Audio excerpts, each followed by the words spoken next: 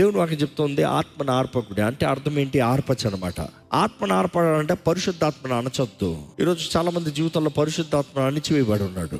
ఒకప్పుడు you had revival, once upon a time you had fire burning. ఈ రోజు లేదు. కారణం ఏంటి? బలిపీఠం లేదు. దేవుని వాక్యం తెలియజేస్తుంది మనం సజీవ యాగంగా మనల్ని మనం సమర్పించుకోవాలంట. దేవునికి ఇంపైన ధూపంగా, శ్వాసగా మనం మారాలంట. Sweet aroma. దేవుని అగ్ని నీ పైకి రావాలంటే నిన్ను నువ్వు సమర్పించుకోవాలి. నిన్ను ప్రభు పాదాల దగ్గర పెట్టుకుని, ఇదిగో ప్రభు ఐఎమ్ హ్యూర్. ఎవ్వరు సమర్పించుకోకుండా పరిశుద్ధాత్ముడు రాడు. ఇప్పుడు జ్ఞాపకం చేసుకోండి, పరిశుద్ధాత్ముడు ఎవరిని దాడి చేయడు, ఎవరి మీద ఫోర్స్ తీసుకురాడు. He would only come when you surrender. సమర్పించుకుంటే మాత్రమే పరిశుద్ధాత్ముడు నీ మీదకి వస్తాడు. కట్టెలు ఉన్నంత వరకు నిప్పు ఉంటుంది, అవునా కాదా? నీ సమర్పణ ఉన్నంత వరకు పరిశుద్ధాత్ముడు ఉంటాడు. జాగ్రత్త. నీ సమర్పణ లేకపోతే నీ స్వార్థము, నేను, నా అని వచ్చిన రోజున పరిశుద్ధాత్ముడు అగ్ని ఉండదు అక్కడ.